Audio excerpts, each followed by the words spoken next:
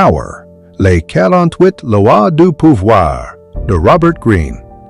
La vérité sur le jeu du pouvoir. Le pouvoir, certains le fuient, d'autres le convoitent, mais au fond, tout le monde en joue. Robert Greene, dans les 48 lois du pouvoir, ne te parle pas de gentillesse ni de morale, il te parle du monde réel, celui où les gens sourient en façade pendant qu'ils calculent dans l'ombre.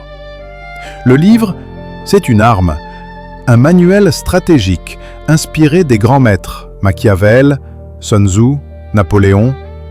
Chaque loi est une observation froide du comportement humain. Et la première leçon, c'est que le pouvoir n'est jamais donné, il se prend ou il se perd. Première leçon, ne fais jamais trop d'ombre à ton maître. Robert Greene te dit, même si tu es plus talentueux, fais toujours briller ton supérieur, parce que la jalousie est plus dangereuse que la vérité. C'est brutal, mais c'est vrai. Dans la jungle sociale, celui qui humilie son chef finit souvent dévoré. Deuxième leçon, apprends à te rendre indispensable. Dans un monde où tout le monde est remplaçable, ta survie dépend de ta valeur perçue. Deviens celui qu'on ne peut pas ignorer, celui qu'on ne peut pas virer.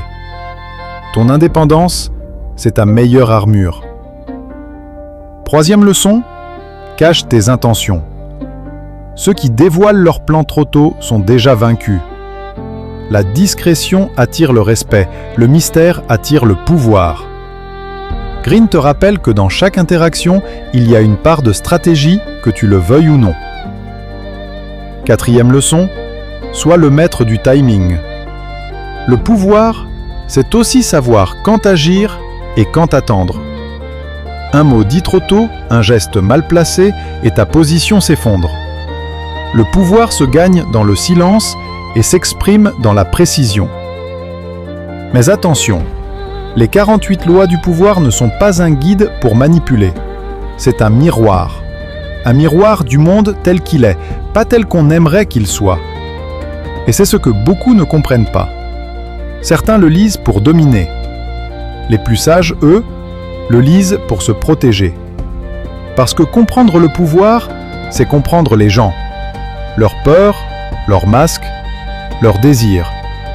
Et surtout, les tiens. La critique, le livre peut sembler froid, presque cynique. Il parle peu d'amour, peu d'éthique. Mais Greene ne glorifie pas la manipulation, il l'expose. Et parfois, pour survivre dans un monde de loups, tu dois savoir comment les loups pensent. Ce n'est pas un livre pour être aimé, c'est un livre pour être lucide. En résumé, le pouvoir est partout, dans chaque relation humaine. Ceux qui l'ignorent le subissent. Ceux qui le comprennent le maîtrisent. Alors, retiens ceci. Ne cherche pas à être craint ni aimé. Cherche à être respecté.